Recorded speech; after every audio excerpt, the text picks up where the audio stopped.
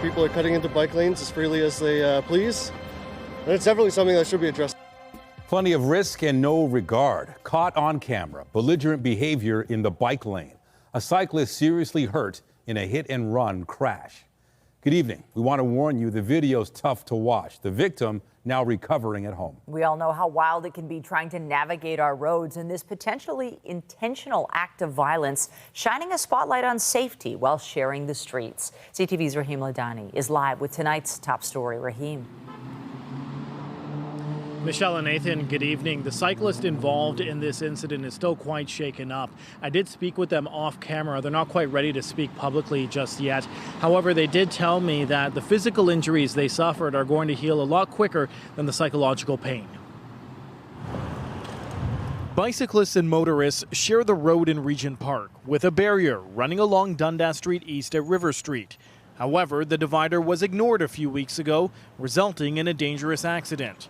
At 11:45 p.m. on August 25th, rear-view dashcam video from a driver shows flashing safety lights from a cyclist in the bike lane and a motorcyclist on the roadway. You can see the motorcyclist behind the motor vehicle appearing to be shouting obscenities or something at the cyclist. David Shellnut is the lawyer for the cyclists and believes this is a case of road rage, saying the pair got into an argument because the motorcyclist allegedly cut the cyclist off.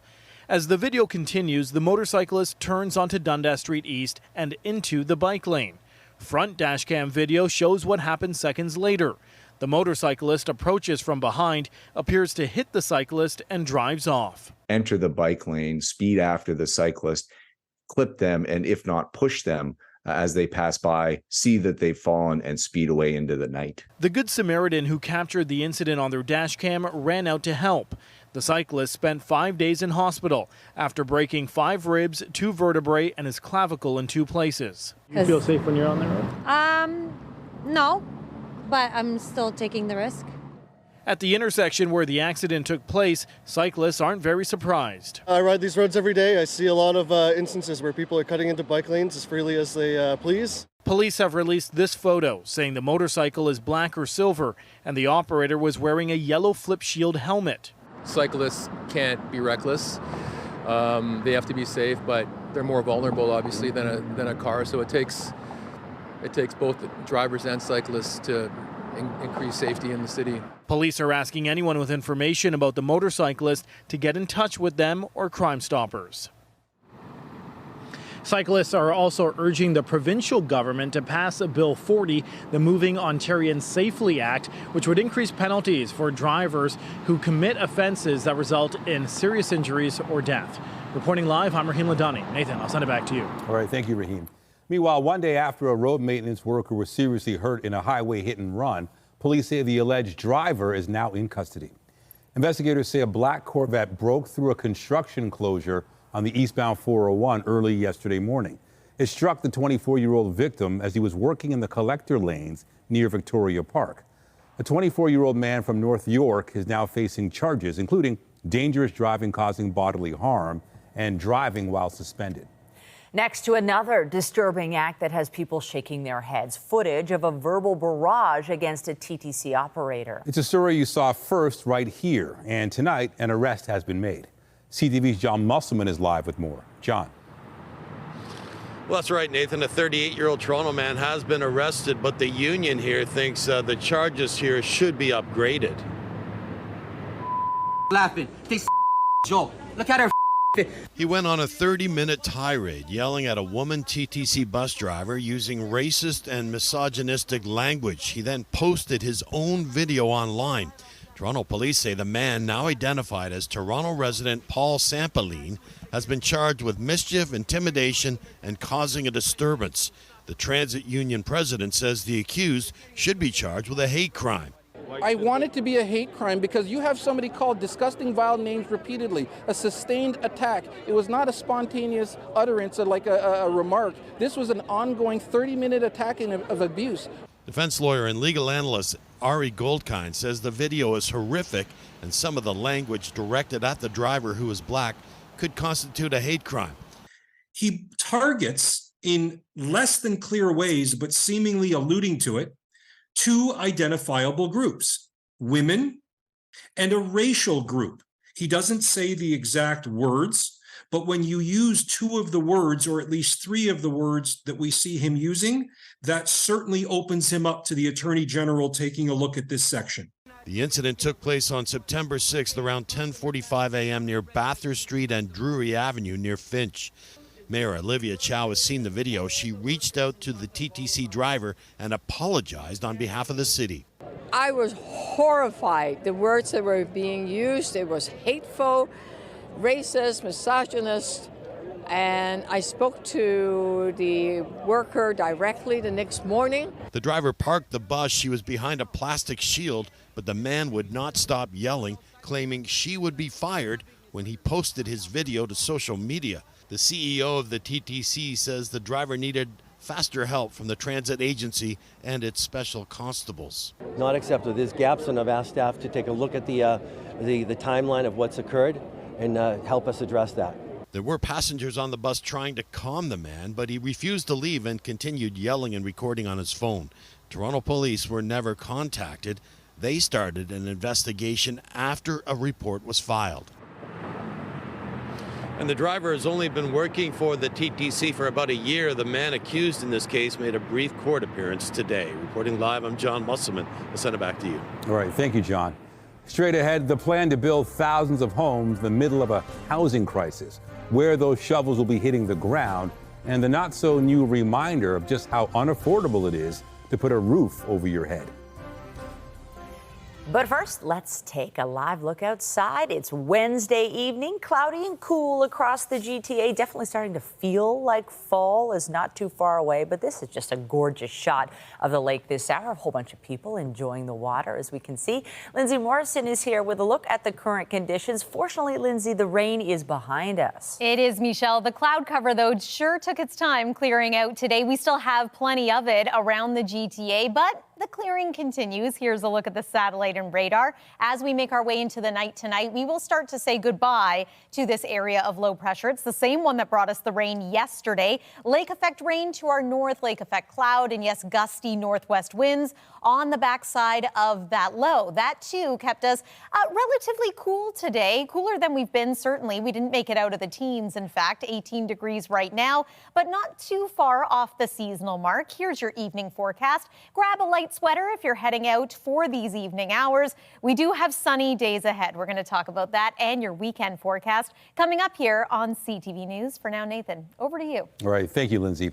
Next to a CTV News investigation, the Premier's dinner in March was one of the hottest invites in the province, but now a Pickering councillor is wishing she hadn't accepted a ticket. That's because the ticket turned out to be provided by someone who's now under investigation by the province's Integrity Commissioner for his alleged role in lobbying to have lands removed from the Greenbelt. CTV's John Woodward joins us now with more. John. Michelle, a connected few got opportunities to remove their land from the Greenbelt, according to the city to the Integrity Commissioner, and we're learning more about one connection from a man known as Mr. X to an event involving the Premier. Now I'm pretty cautious on everything that I do with tickets. Pickering councillor Lisa Robinson says she didn't think anything of it when she accepted a free ticket to Premier Doug Ford's dinner back in March. It was a really exciting, vibrant night. You know, everyone's excited to meet the Premier. It was one of at least two tickets worth $1,500 each, donated from Municipal Solutions, a company run by former Clarington Mayor John Mutton, a man dubbed Mr. X in an Integrity Commissioner report that detailed how the unregistered lobbyist offered golf games and Raptors tickets to senior housing ministry figures to push to get a client's cheap farmland out of the Greenbelt so it could be developed and potentially net himself as much as $1 million commission. One of several connected landowners who could net some $8.3 billion from the land swap due to increased land values. The fallout prompted the housing minister's resignation and a cabinet shuffle. A $1,500 ticket is worth more than the maximum Pickering councillors can accept, and the lack of a paper trail involving Mutton's name prompted calls for Elections Ontario to look into who really paid for it. Who had influence, who had power, and following the money matters. Pickering's Mayor Kevin Ash also declared getting a ticket from Municipal Solutions for the event. From my understanding, John, Mr. Mutton was selling tickets on behalf of the party and probably had sold these tickets to people that knew were not going to attend and then filled up the tables. That's not unusual. The PC party hasn't confirmed Mutton's role, but says all donations were done according to Ontario's election finance rules. Elections Ontario says it does not comment on whether it is investigating a matter. One of the ministers now in a new position amid the Greenbelt fallout is trying to stay focused. I'm wondering if you think that land swap scandal is interfering with the ability of this government to accomplish some of its priorities. Look, we're in the middle of a housing crisis. We're expecting 1 million people over the next 2 years. We need to take strong action. Well, I can tell you I'm not impressed. I'm a conservative through and through. I'm a really hardcore conservative, so I'm hoping that this does not have a lot of impact on the government. Robinson surprised the Greenbelt scandal touched her through just one ticket. We did reach out to Mutton, but he didn't get back to us. The Integrity Commissioner called him Mr. X because he's not allowed to name someone under investigation for possible unregistered lobbying. Now, another Pickering councillor tells us without the city's gift registry, these tickets would not have come to light. He says every city should have one. Reporting live, I'm John Woodward. Nathan and Michelle, back to you. Thank you, John. Housing is why the province contends it has to open up the Greenbelt, and housing was the big focus at the federal level today. After weeks of criticism for lack of action, the Trudeau government introduced what it calls a first step in increasing the supply of homes. CTV's Judy Trin reports. The City of London will be the first municipality to benefit from the federal government's $4 billion Housing Accelerator Fund. I want to challenge other mayors right across the country to step up with their proposals too, so we can get building more homes, increasing supply, and lowering the prices for families. London was selected because it had a plan to cut red tape and build thousands of homes quickly. It's being heralded as an example. If you want the federal government to show up with financial investments that will directly support your ability to build more homes, give us a reason. But this has been a long time coming. Money for the fund was first earmarked in the 2022 budget. The housing crisis has only grown since then, yet it still took 18 months before the federal government handed out its first grant. After the actual funding was in place, we had to fill out the details of the policy. But importantly, we had to give communities an opportunity to build their plans because communities weren't necessarily expecting the federal government to put $4 billion in direct cash injections on the table. For weeks, the Prime Minister has been criticized for a lack of a tangible housing strategy. Polling showed that the Liberals had fallen 14 points behind the Conservatives, numbers that forced him into action. London applied for the grant in June, and the mayor found out last week the city was getting $74 million. This $74 million investment will fast-track the creation of over 2,000 additional housing units over the next 3 years, while allowing for us to support the creation of thousands of more in the years to come. Facing angry constituents, backbenchers at this caucus retreat have been clamoring for a plan. They can now point to this London example and wait to see how Canadians will respond. Judy Trin, CTV News, London. And as Judy mentioned, the Liberals have been slipping in the polls, and there is discontent among some MPs. Today, the Prime Minister brushed off any notion of him stepping down. I'm going to be focusing on engaging with my fellow MPs. We're going to talk about all the challenges we're facing. We're going to talk about how to solve them. Trudeau says the federal election is 2 years away and insists he still has many ambitions for the country. Owning a home is one thing, while renting is another. But whatever option you choose, it isn't pretty these days. Renters now facing record high rates and looking for any sign of relief. CTV's Allison Hurst reports. Ilham Jawaji moved into her King West apartment with her roommate almost 2 years ago, but is now facing a rent hike. It was $3,300 for a 2-bed, 2-bath, which was great because I got a COVID deal, but they've just raised it by, about $300 every month. It comes as Canada hits a record high average asking price for rental properties. It's a lot, yeah. The rent was being outbid by other people, so we actually had to come in over what the asking price was for rent. According to rentals.ca, in Canada, the asking rent has gone up almost 2% monthly, which is just under 10% per year to reach $2,117 in August. We have such a supply and demand issue that is almost unfathomable to think when we'll be able to get out of this. Toronto ranked second most expensive on the rentals.ca list, with an average ask for more than $2,600 for a one-bedroom. It was only beaten by Vancouver, asking almost $3,000. North York, Etobicoke, and Scarborough were also among the top 10 most expensive areas in Canada. Until the supply and demand issues really change, until we get that mass purpose-built rentals coming to market, it's not going to change that much. It just won't. The data is based on newly available rentals on the market.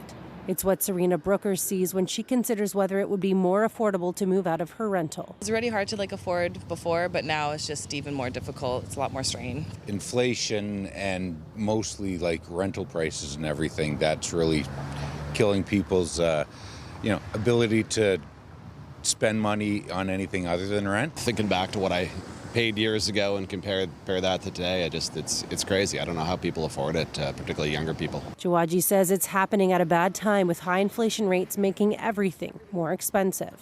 I'm very good at not eating out, and my weekly grocery shop for every week is just skyrocketed. So that also doesn't help the situation with my budgeting. A financial reality squeezing everyone, renters and owners alike. Allison Hurst, CTV News.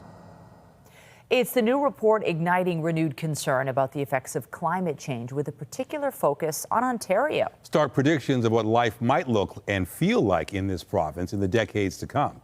CTV's Queen's Park Bureau Chief Siobhan Morris is live with more. Siobhan. Well, Nathan, this report says we're in for hotter days, more wildfires, more flooding, and a more insecure food system. We are also hearing accusations from the opposition that the government tried to bury this report in the wake of the Greenbelt scandal. Skies obscured by wildfire smoke, more scorching days. They're among the predictions in a government-commissioned report looking at life in Ontario in the face of climate change. The Conservatives' deliberate neglect puts everyone at risk. It means higher costs, higher insurance bills, higher energy rates. The report by the Climate Risk Institute finds we won't get as many breaks from high heat in a few decades. Right now, southwest, central, and eastern Ontario get about 18 days at 30 degrees or hotter every year. By the 2080s, that number could swell to 60. There's concern about more pain for business, agriculture, and vulnerable people with wilder weather. Risk from heavy rainfall and floods. There are going to be substantial problems in terms of the price of food because it's going to be harder to produce food in this province. Swings from floods to drought could be punishing. The incidence of substantial wildfire in Ontario is going to go up 2.5 to 5 times. We had a really bad summer this year. We can expect far worse summers. This report was shared with the government in January, but wasn't made public until late August, quietly posted online. They want it to be ignored. They don't want people to think about it. The Green Party leader calls that outrageous. Especially after the summer we've had, where we've had, hazy skies and toxic air. For Schreiner, the report crystallizes why a plan to build homes on what had been Greenbelt land is a mistake. Paves over the farmland that feeds us. It is vital to our food and farming economy. Paves over the wetlands and forests and green space. A spokesperson for the Environment Minister writes in part, the report concludes Ontario has a robust capacity to adapt to the impacts of climate change and promises to work with partners to incorporate the report's findings and identify ways to prepare for the effects of climate change. Critics say the government has to come up with a real way to reduce greenhouse gas emissions and make infrastructure more resilient. Being prepared to do some of the regulatory work that this government doesn't want done because they see it as impeding business in some way. Like requiring fixtures to limit flooding or damage from high winds on new construction. Minister Piccini's office couldn't explain why it took so long for us to see this report. Reporting live from Queen's Park, I'm Siobhan Morris. Nathan, back to you. All right, thank you, Siobhan. Turning our attention overseas now, a devastated city in eastern Libya is mourning the deaths of more than 5,000 people as it struggles with the aftermath of a massive flooding. Thousands more people are missing in Derna, where help is slow to arrive. CTV's Genevieve Beauchemin reports. Search crews in the hard-hit port city of Derna comb the mud and debris for survivors as waters recede. Satellite images show Mediterranean storm Daniel swept a quarter of the city away on Sunday. And emergency crews have retrieved body after body, many from the sea, entire families killed. I already lost 6 people. We managed to take out 3, he says. We can't find the other 3. Despair is growing among those who were powerless to save loved ones. The worst of the damage came after 2 dams up in the mountains above Derna collapsed. 7-meter-high waves washed through the city center. Critics have blamed officials, saying crumbling infrastructure contributed to the death toll. This after more than a decade of deep political divisions in Libya since a NATO-backed uprising that toppled longtime ruler Muammar Gaddafi. And while some have warned that could hamper recovery and relief efforts, others are hopeful. One good thing happened now. All Libyans gather together regardless where they're from, east or west. Mohamed Al-Zirgi now lives in Halifax. His extended family, though, is in Derna. He hopes the initial unity in the face of tragedy will last, and he says Canada could help. Canada has a big experience in disasters, dealing with disasters all the time. And amid calls for unity, international aid is landing in Libya, and much is needed for the tens of thousands left without homes or care. The main hospital in Derna is now out of service, so there is no access to basic health services for the affected people. But getting to the eastern coastal city is a formidable challenge. Crews are working to rebuild collapsed roads. And the World Health Organization says this flooding of epic proportions has affected up to 1.8 million people. Geneviève Beauchemin, CTV News, Montreal. In Morocco, more support is arriving in the quake zone, but many are still waiting for government help. Just over 2,900 people are confirmed to have died in Friday's powerful earthquake. Over 5,500 were injured. Some quake survivors are spending a 6th night in the open, with tents especially needed. Reaching some areas hit by the quake is proving to be difficult because many roads are still blocked by landslides. Over the next 2 weeks, the Canadian government will match donations to the Red Cross up to a total of $3 million. Ukraine has launched what appears to be the biggest attack of the war on the home of Russia's Black Sea Fleet. Today's strike hit naval targets and port infrastructure in the Crimean city of Sevastopol. Ukrainian intelligence officials say a large vessel and a submarine were so badly damaged they are likely beyond repair. They have not commented on the means of the attack. The West is concerned North Korea might provide more weapons and ammunition to Russia, so a meeting of the country's leaders today was particularly troublesome. Kim Jong-un vowed full and unconditional support for Vladimir Putin. The Russian president is believed to be seeking Pyongyang's aging ammunition and rockets for Soviet-era weapons. It's thought Kim wants Russian help in developing military reconnaissance satellites. After 2 decades in politics, Mitt Romney says it's time to go. The U.S. Senator from Utah announced today he will not run for re-election in 2025. The 76-year-old Republican believes the country is ready for younger politicians. Romney's career included the 2012 GOP presidential nomination and a term as Massachusetts governor. To politics closer to home now, and some interesting new insight into the race that ultimately landed Olivia Chow in the mayor's office. Figures showing who spent what during the by-election campaign. CTV's Natalie Johnson takes a look.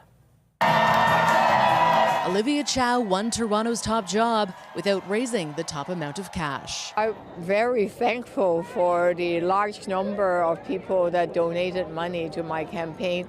Small amount, and it's an expression of the desire that they want change in the city.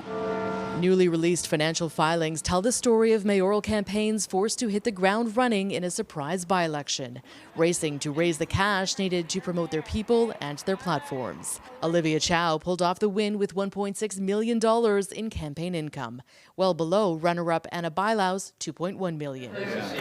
But the documents show that Chow received at least 4,000 donations, more than 3 times the number Bailau brought in. In 2023, when you're raising money as a political candidate, the name of the game is more donors, even at the expense of having fewer large donations. You want to get as many people as possible contributing $5, $10, $25. Bilau telling CTV News, quote, "Our team worked from the ground up with a very short runway and were able to raise enough money to run a competitive campaign, finishing in a strong second place." Here we go.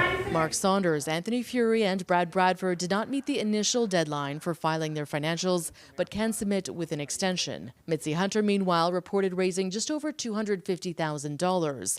Josh Matlow brought in more than $900,000, but reported a significant deficit of $157,000. Edward Gong, who wallpapered the city with campaign materials, spent nearly $600,000 on advertising, flyers, and signs.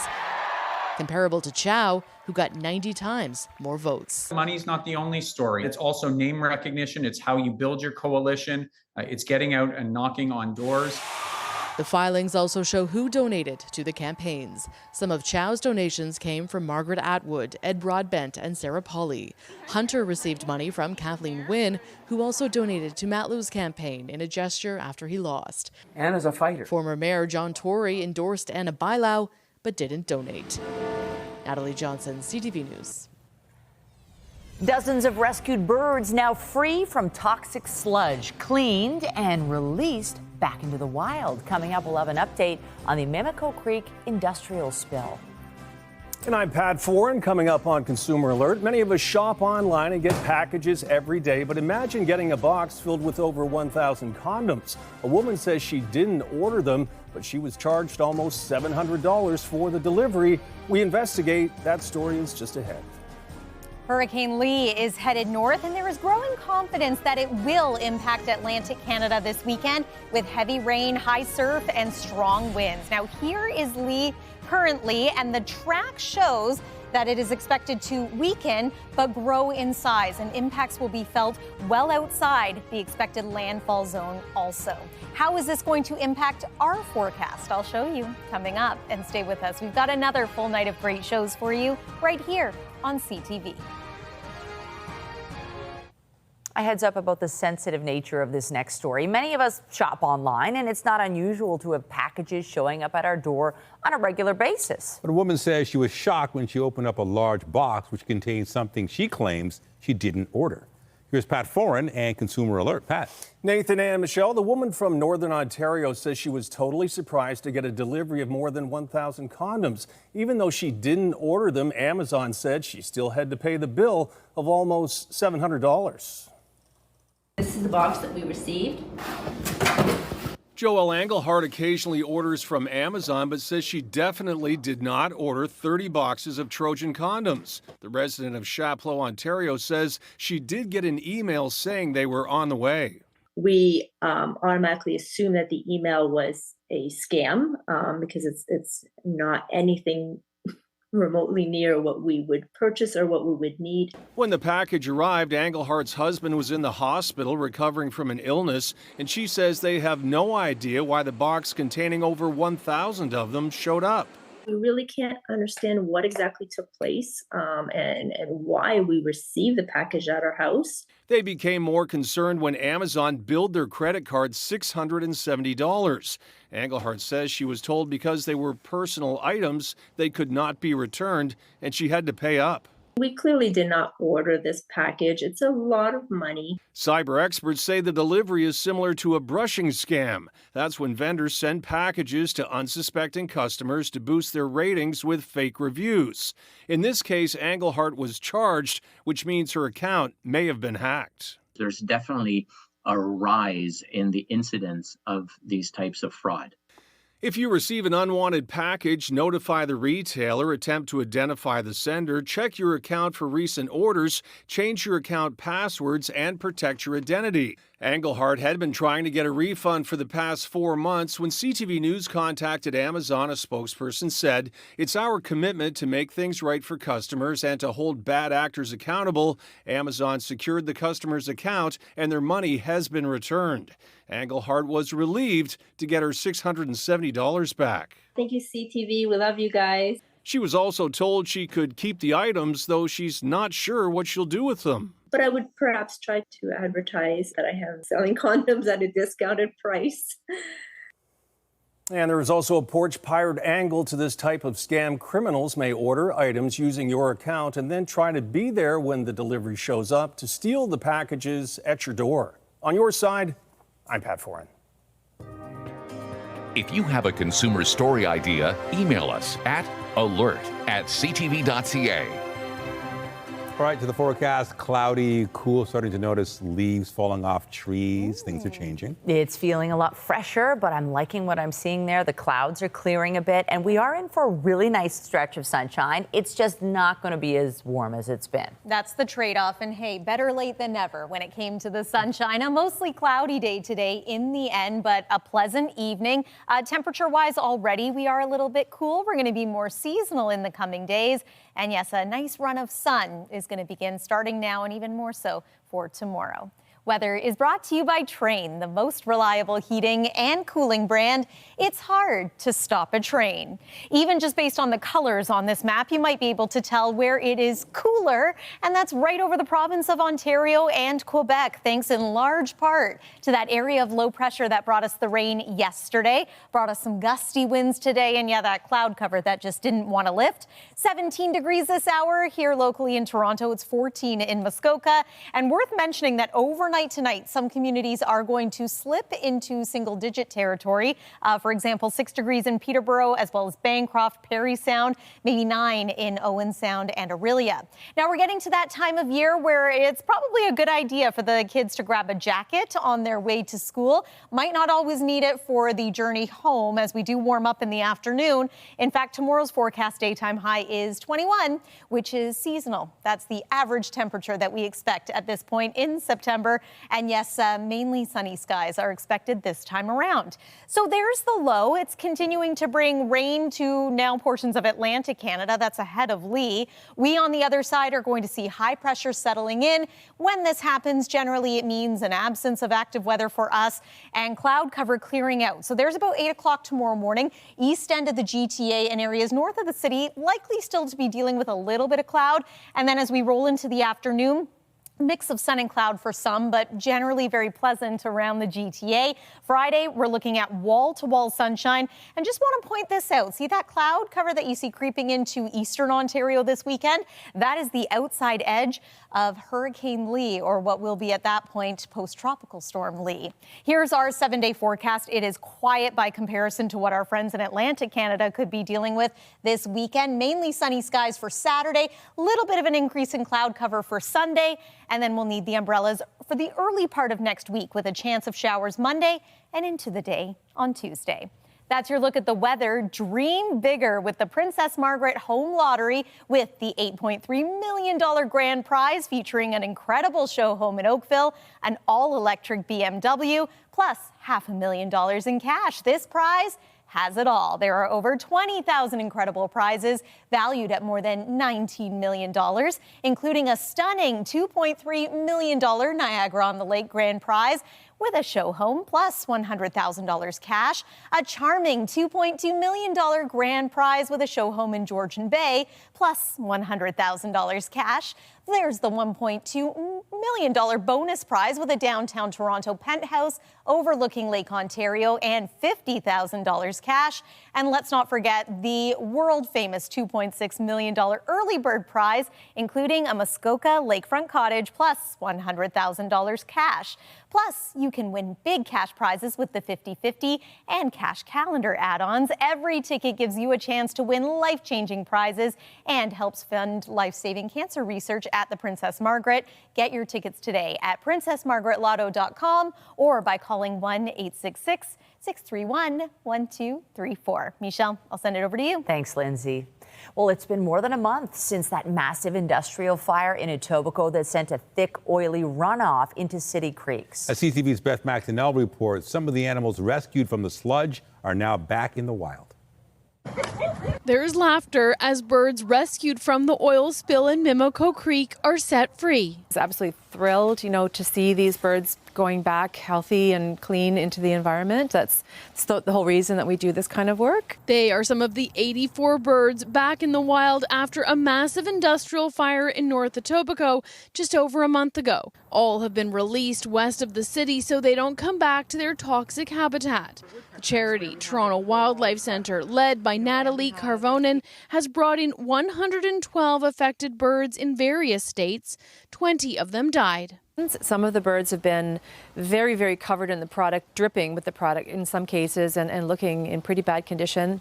Some have been maybe not even as badly affected by the product, but have been in worse medical condition. Some of them have been in respiratory distress or very lethargic. Sick or injured birds from the runoff still need help. Just 2 days ago, the centre started nursing a heron back to health. And Carvonen's team may keep dealing with rescues for weeks. Here at Humber Bay Park West, a large area has been blocked off to allow crews to keep working on the cleanup. From up above, this is what it looked like in the week after the spill, and this is what the cleanup looks like now. In Ontario's Ministry of the Environment's latest update to CTV News, it said it expects to remain on site to monitor the situation until October. I think it's horrendous. I've watched it progress and get worse every day. I think this is devastating. The worst thing I've ever seen. This longtime area resident makes a point to visit the park daily and doesn't understand why more action isn't being taken. Carvonen says fortunately spills of this size don't happen very often in the city. To the centre, she says it appears cleanup efforts have been strong as they began on the same day as the fire. She says the chemical distribution company where it took place has been offering support along with a large donation for the centre's work. When the spill took place, Carvonen says the centre was nearly at capacity with other rescues. We are a charity with limited resources, so it definitely has been a challenge for our team of staff and volunteers to do the best we can to help the animals affected by this accident.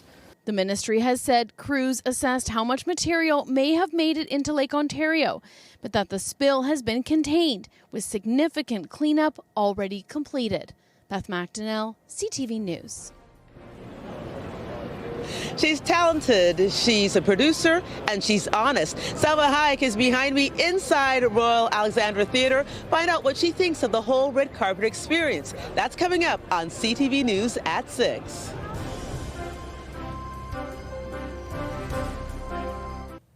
In just over a month, organizers have put together a program to support newly arrived refugees from Africa. As CTV's health reporter Pauline Chan tells us, it offers respite from a badly overcrowded shelter. Back home, you know how it's like. These women are learning about Toronto's climate. Less auto pollution because cars here have emission tests, but drier air and soon very much colder. Being in a spacious room, talking about cosmetics and just making friends is a welcome break from the shelter where these women have been staying with more than 200 others since arriving in Canada. The building on the banquet hall side is cold. It's not fitted for people residing there. So there's only one shower for men, one shower for the women. People have to line up. Once a week since the start of August, the Hub has been offering Wellness Wednesdays for newly arrived women from Africa. And Gladys Ahovi says they don't address them as refugees. It's really important for us to make sure that these women are reminded that they are women and that they're strong. So when they're here, we don't identify them as refugees or asylum seekers. We identify them by their names. Over 2 sessions, the women learn about the documentation they need, the basics of the food industry so they can start looking for work quickly, and how to access healthcare services, among other things. Sometimes we have to take the ladies to the hospital and reach out to our partners, Black Creek Community Health Center, to triage how do we make sure that they're supported, served, and the cost is covered. Faith George arrived in Canada from Kenya in July, and after joining Wellness Wednesdays, she's now begun volunteering with them. Trainings happening around, volunteer opportunities is good to just be there to serve humanity. Is the best thing we can ever do, giving back to the community. Partner organizations Sashemi, Eva's, Kafkan, and Working Women have provided meals, supplies, and transportation, and the United Way has just made an additional donation totaling $415,000 for its African Resettlement Emergency Fund. The United Way funding will allow Wellness Wednesdays to continue for an extra 12 weeks, but after that, they're not sure. They will continue to support the newcomers from Africa, but Ahovi would someday like to see a Black-led, African-inspired welcome center in Toronto. Pauline Chan, CTV News. Turning to TIFF and some more big names passing through our fair city. The film festival rolling on. CTV's Andrea Case is back on the red carpet tonight. Andrea. Nathan, Michelle, El Sabor de la Navidad is a Mexican film that is screening right now here at the Royal Alexandra Theatre. It doesn't star Salma Hayek, but she was on the red carpet as a producer. And while everybody thinks the red carpets are so glamorous, she says, think again. When you gain weight and you have to put on a dress that when you tried it on, you were a couple of kilos less, that's hell. That's a hellish red carpet. So there's many circumstances where a red carpet could be nice or not nice. People asking you mean questions because of they hate your movie or something. That's another carpet that it's hard to swallow. Okay, well, they're still in the theater right now, so we don't know if they hate her movie. I'm sure they love it. They say it's a love story in 3 parts, and tonight at 11:30, I have more of what Salma had to say, including some advice for an up-and-coming Mexican actress. Reporting from King Street, I'm Andrea Case for CTV News. Thanks, Andrea. We look forward to it. The MTV Video Music Awards were handed out in New Jersey, and it's probably no surprise who took home the top prize. And the VMA goes to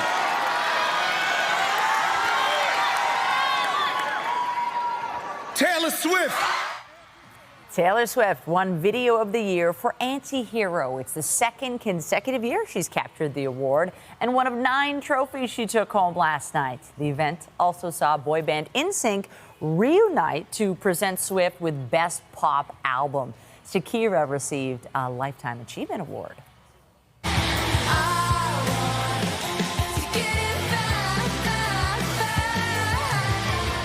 And Olivia Rodrigo took to the VMA stage with a few songs from her new album, Guts. Then this morning, she announced she's touring starting in the winter. Rodrigo will perform in Toronto, March 29th. Stars Tonight is brought to you by Lastman's Bad Boy. Who's better? Nobody.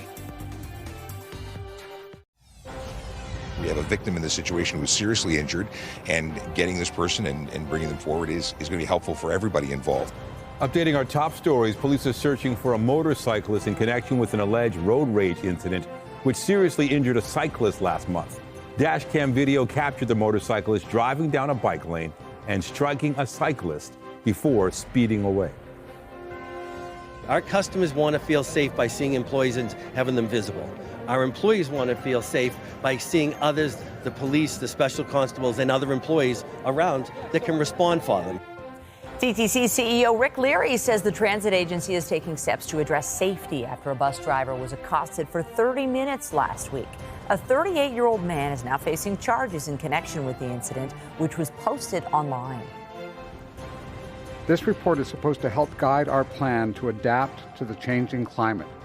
Instead, it's been completely buried by Ford for 8 months. A recently released report suggests climate change is having a significant impact on Ontario. The report was commissioned by the Ford government in 2020. It was published in January and released publicly on August 25th. The NDP is accusing the province of trying to bury the report amid backlash to its Greenbelt development plan. On the markets, the Canadian dollar is trading down slightly to end the day at 73.78 US.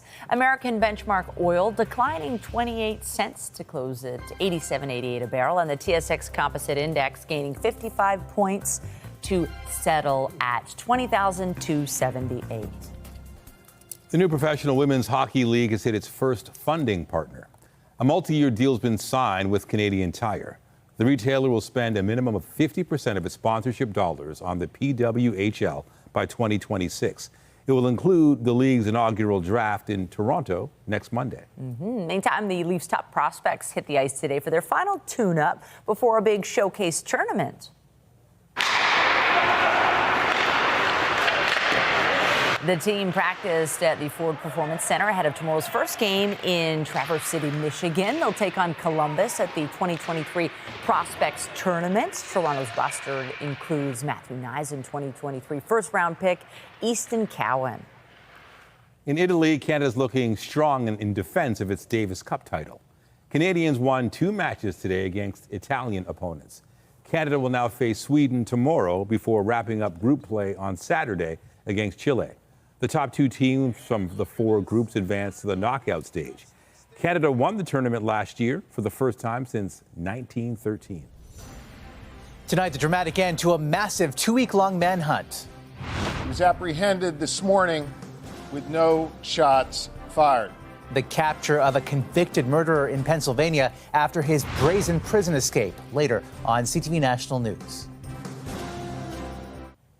Lots to like as we get nearer to the weekend. Lots of sunshine. It's just the mornings now. You kind of might need a sweater or a jacket. Yeah, a little bit cool out there, but it's seasonably cool, and you might like this evening as well. Here's one more look at the satellite and radar. The clearing trend continues. I know it took some time. We've still got a few showers around Georgian Bay, but tomorrow we're going to enjoy a mostly sunny day, mix of sun and cloud in some areas. Forecast high 21, cool at the start of the day, warmer in the afternoon by the time the kids are venturing home from school. And here's the 7-day forecast, looking pretty pleasant. In fact, right through the weekend, bit of a pattern change for early next week. And a reminder about the new Lotto 649 with 2 big jackpots to be won on 1 ticket. Tonight's classic jackpot is $5 million, and the new Gold Ball jackpot is $60 million. You can head to olg.ca for more information. Michelle and Nathan. Thank you, Lindsay. And that's it for us. But be sure to join Omar Sachedina tonight at 11 for CTV National News, followed by Zoraida Allman with our next local newscast at 11:30. In the meantime, our coverage continues anytime on CP24 and online at ctvnewstoronto.ca. For Lindsay Morrison and all of us here at CTV News, thank you for watching and have a good night.